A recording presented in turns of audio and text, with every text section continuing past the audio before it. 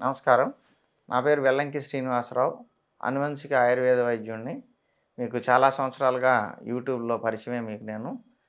చాలామందికి ట్రీట్మెంట్స్ చేశాము. HIV, sex, paralysis, any disease ఏదైనా కూడా మేము తగ్గించగలం.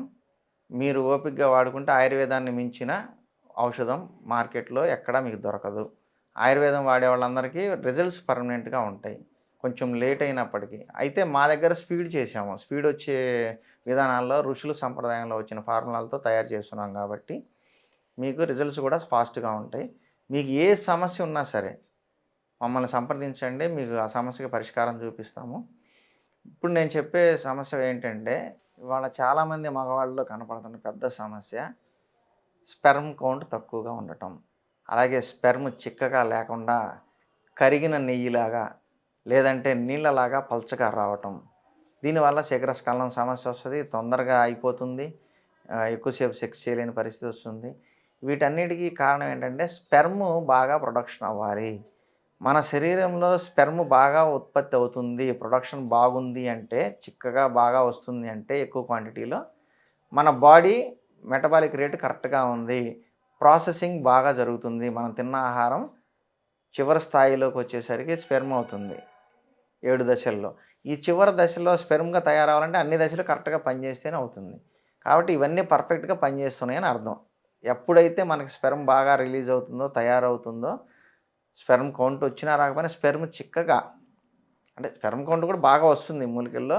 వయసు ఎక్కువ ఉండడం వల్ల స్పెర్మ్ కౌంట్ తక్కువగా పెరిగినప్పటికీ పెరుగుదల అయితే కామన్‌గా పెరుగుతుంది. చిక్కగా రావాలి, ఆ అంగస్తంభన జరిగేదానికి చాలా బాగా ఉపయోగపడుతుంది.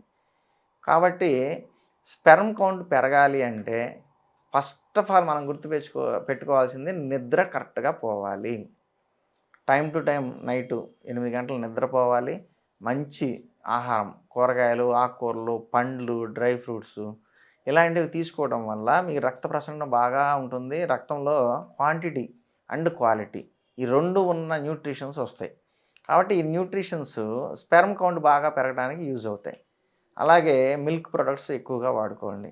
మెయిన్ ముఖ్యమైనది ఏంటంటే స్పెర్మ్ కౌంట్ పెరగాలంటే బి కాంప్లెక్స్ విటమిన్స్ వచ్చే ఆహారాలు ఎక్కువ తీసుకోవాలి.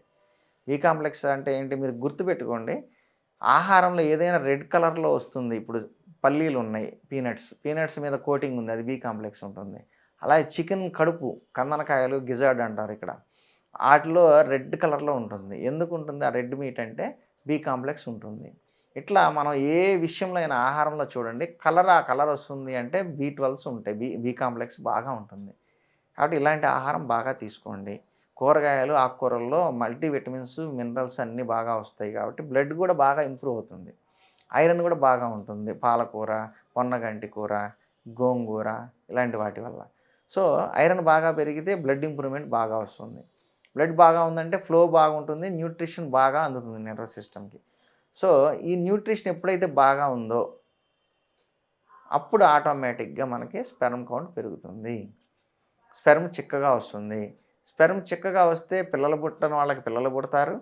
అలాగే స్పెర్మ్ చిక్కగా నరాల్లోంచి బయటకు వస్తున్నప్పుడు అంగస్తంభన నిలబడి ఉంటుంది.